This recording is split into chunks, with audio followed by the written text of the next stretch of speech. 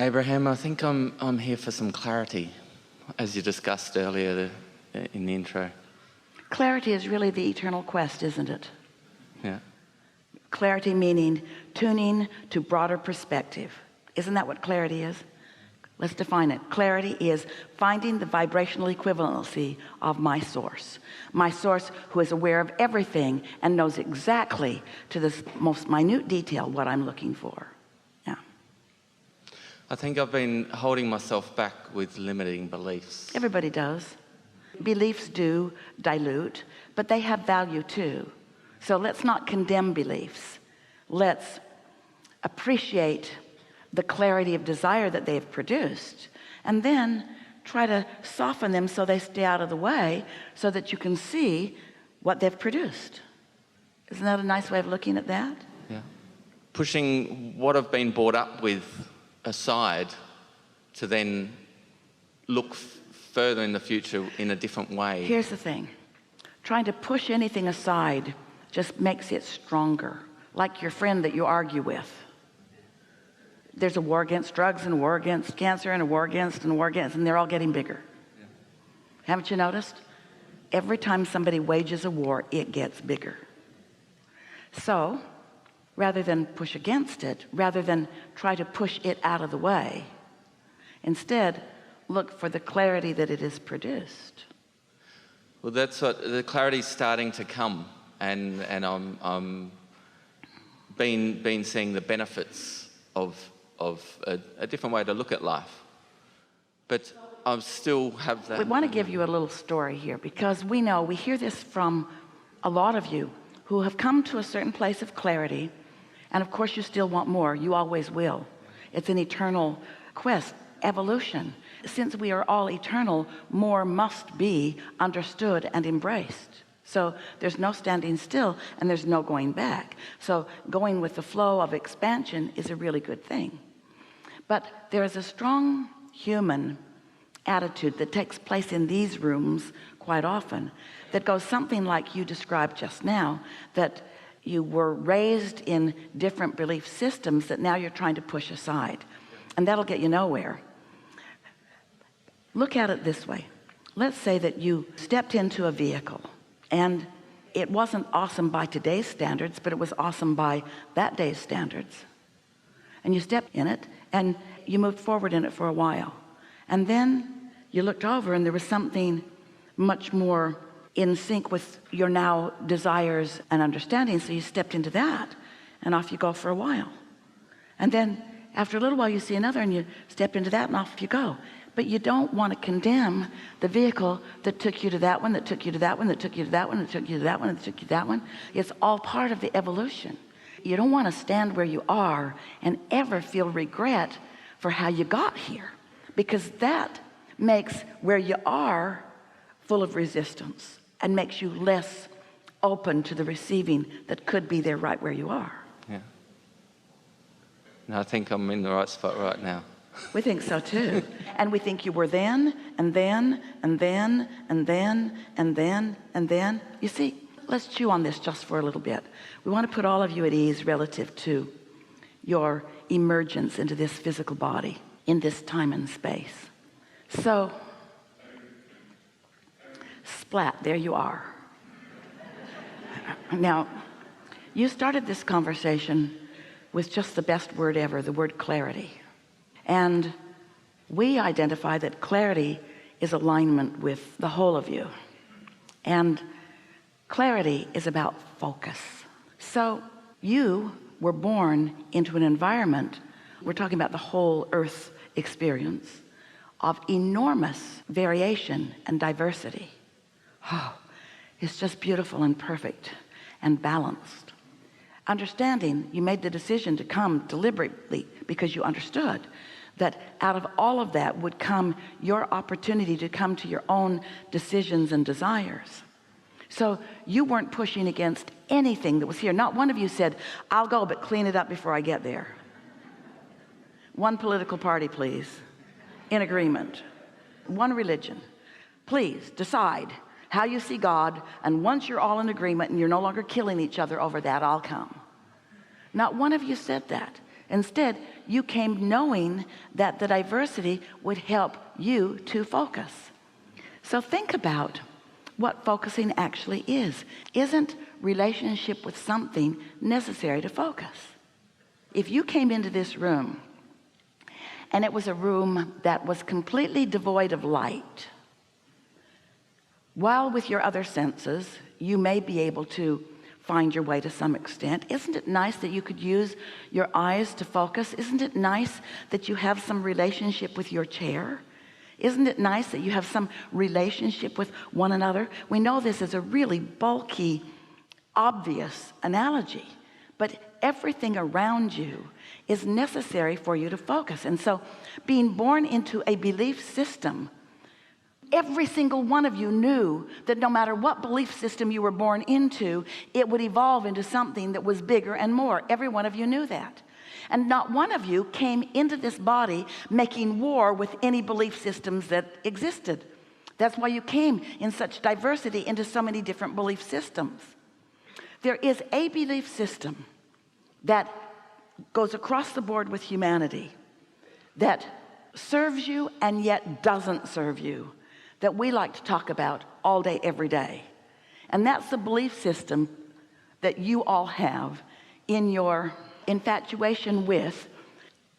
Oh, you're more than infatuated with it. You so embrace now reality. What is now has so much of your attention that you hold yourself back from the creation that you've already put into your vortex. So it's believing in yourself in those relationships. But which self? There's the you who is under the influence of the whole of who you are, and there's the you who may be influenced by other humans who are insecure.